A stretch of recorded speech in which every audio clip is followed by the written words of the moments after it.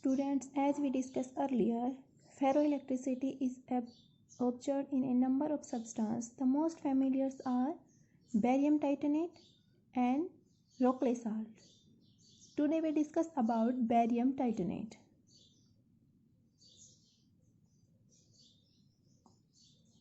The ferroelectric crystal may be classified into two main groups. First one is order disorder group and second one is displacive group. In order disorder class, the ferroelectric transition is associated with individual ordering of ions. These are the crystals which contains hydrogen bond and in which the motion of the proton is related to ferroelectric properties. The examples are potassium dihydrogen phosphate, rubidium hydrogen phosphate.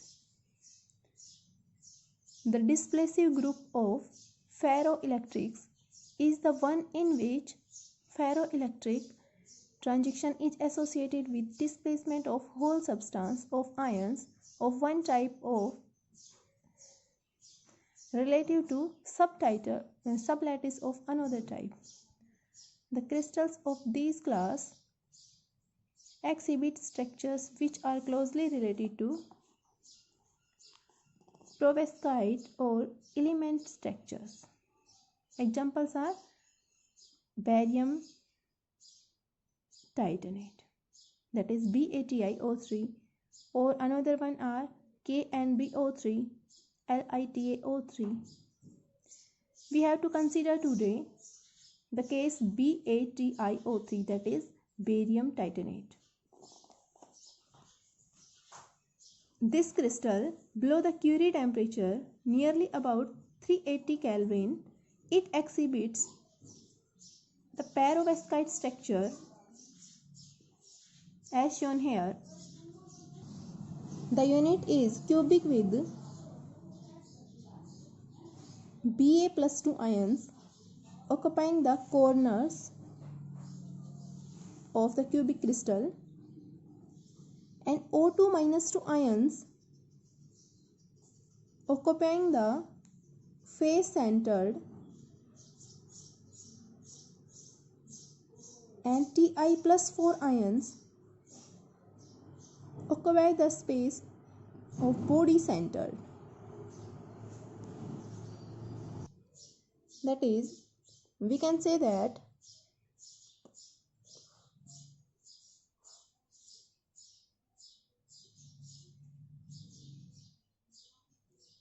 Ba plus 2 ions are placed at the corner of the cubical structure and at the face center stage O minus 2 ion placed, and in the body center stage Ti plus 4 ion placed. Thus, each Ti plus 4 ions surrounding by 6 O2 minus ions. There are 6 O minus 2 ions by which Ti plus 4 ion is surrounding in an octahedral configuration. As you can see, this is octahedral configuration. For temperature greater than the Curie temperature, a center of gravity of positive and negative charges exactly coincide with each other to produce no net dipole moment. And for T less than Curie temperature, Ti plus 4 ions and Ba plus 2 ion slightly moves upward, while the O2 minus ion, oxygen ion, slightly move downward, and the structure becomes tetragonal with center of positive and negative charges coincide with each other. This produced by the spontaneous polarization in the crystal. This is what we want to explain here.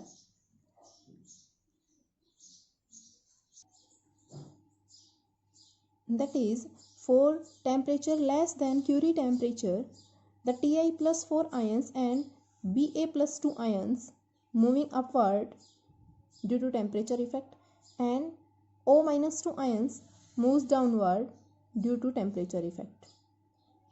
And one stage becomes when the structure becomes tetragonal with center of positive and negative charges not coincide with each other.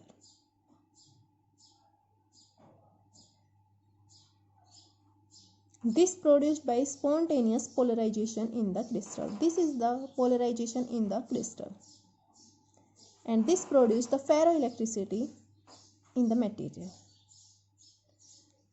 This can show how a ferroelectric material shows polarization at temperature less than Curie temperature. Now we discuss about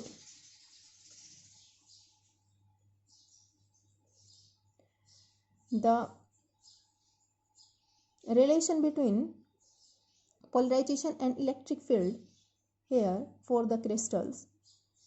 As we discussed earlier, this will be like the curve, closed curve, and that one is called hysteresis loop.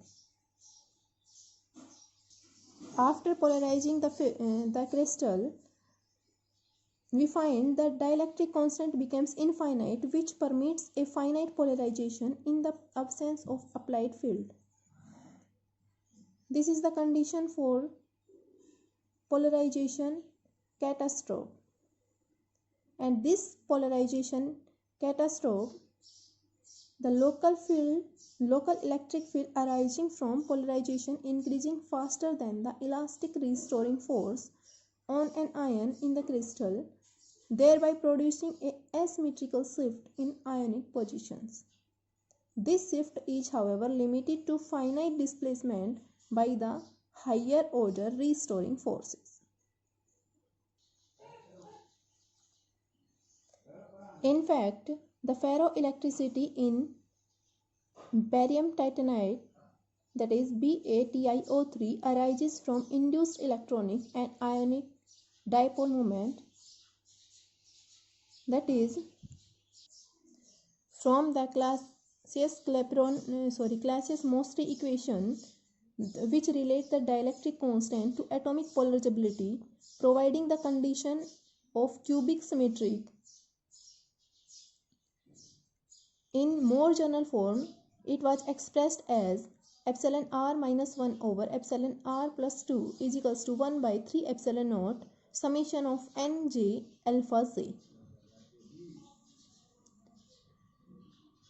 For the barium titanate crystal, this relation becomes epsilon r is equals to 1 plus 2 by 3 epsilon naught summation of nj alpha j divided by 1 minus 1 over 3 epsilon naught nj alpha j, where alpha j is the electronic plus ionic polarizability for jth ion, and nj is the number of jth ions per unit volumes.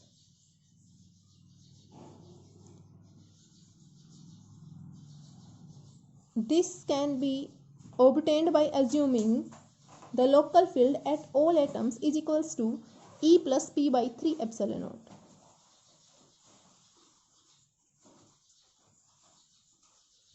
As we discussed earlier in the local field, which gives the Lorentz equation. From this, we also get here nj alpha j becomes 3 epsilon naught, that is the dielectric constant becomes infinite, which permit a finite polarization in the absence of applied field. This is the condition which called polarization catastrophe. Polarization catastrophe, here the local electric field arising from polarization increasing faster than the elastic restoring force on an ion in the crystal, thereby producing an asymmetrical shift in the ionic position. The shift is, however, limited to finite displacements by higher order restoring forces. Thus, we can say that the value of epsilon r is very sensitive to small departure of nj alpha j. That is, we use the critical value as 3 epsilon naught, and we get 1 over 3 epsilon naught nj alpha j becomes 1 minus 3s, where s is very small, and we can say that s is less than 1, and the dielectric constant becomes epsilon r is equals to 1 over s minus 2, as s is very small than 1, that is, we can say that this is nearly equal to 1 by s. Assume that s varies linearly near critical temperature as T minus Tc by xi, where xi is the constant. This type of variation of S or Ni alpha j might result from normal thermal expansion of lattice. So we obtain here epsilon r becomes xi over T minus Tc. This shows the variation of dielectric constant with temperature in close to that observed experimentally in the para-electric states. This was what about the polarizability in barium titanate. In next class, we discuss about hysteresis loop, and for the ferroelectric material, how dielectric constant varies with temperature.